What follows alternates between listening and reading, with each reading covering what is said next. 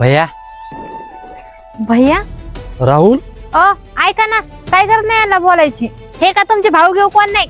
हे म्हणले मला काही पैसे उधार पाहिजे, मी बाहेर जाऊन काम करीन म्हणून स्वतःच काम चालू केलं आणि आम्हाला विसरून गेले. यांच्या चक्कर मध्ये आपण किती कर्ज उचललं तुम्हाला माहिती का. आज यांच्यामुळे आपल्याला 1 लाखाचं कर्ज झालंय. जसं तुम्ही म्हणता का तसं काही नाही. असं कसं काही नाही. आज तुमच्यामुळे आमचं घर गेलं, दुकान गेलं आणि आज तुमच्यामुळे आज आम्हाला झोपडीत राहावं लागते रस्त्यावर. तुम्ही माझं एकदा तरी ऐकून घ्या. काय ऐकून घे तुझं एकदा. तू काय म्हणला येऊन काम चालू करायचं म्हणून. आम्ही तुला काही विचारलं, डायरेक्ट मी घरात गेलो, घरात तुला 1 लाख रुपये दिले. अरे तू आपला भाऊ आहे म्हणून. अरे आम्ही शिकलो नाही कारण की वडिलाकडे पैसे नव्हते.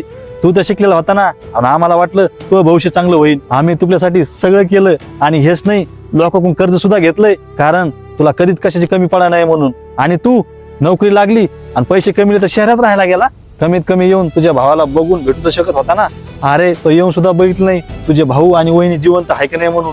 भैया तुम्ही जे म्हणतात ना ते खरं आहे. नाही तुमचं बोलणं कधीच मनाला नाही लावून घेतलं. तुम्ही माझं एकदा तरी ऐकून घ्या.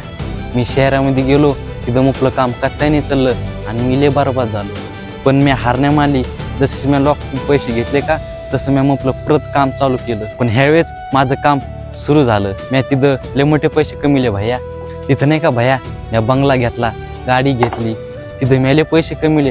बस पण तुमच्या दोघीची आठवण येत होती. मी जर कोणासोबत भावाकडे बघितलं ना तर मला तुमची आठवण येत होती. कोणी कोणाला जीव लावत होतं तर वहिनी मला तुमची सुद्धा आठवण येत होती. पण मी जुन्या घरी गेलो होतो पण मला तिथं कळलं की ते घरी इकलं म्हणून. भैया मी तुमचे फोटो ते लोकांना दाखिले पण मला कोणीच नाही सांगितलं. पण मला नंतर कळलं की तुमचं घर इथे आहे म्हणून. पण भैया तुम्ही दोघांना लय ऐकून घेतलं आणि लय सहन करून घेतलं. हे सगळं माझ्यामुळं. पण माझी गलती, मी सुधारायला आलो. सगळे व्यवस्थित करणारे पण तुमच्या दोघीला शहरामध्ये घेऊन जाणार.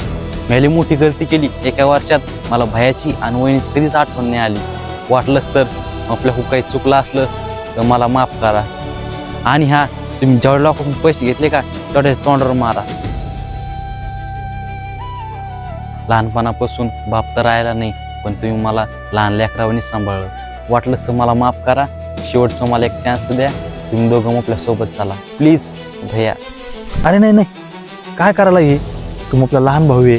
अरे रागामध्ये जरा जास्तच बोललो होतो.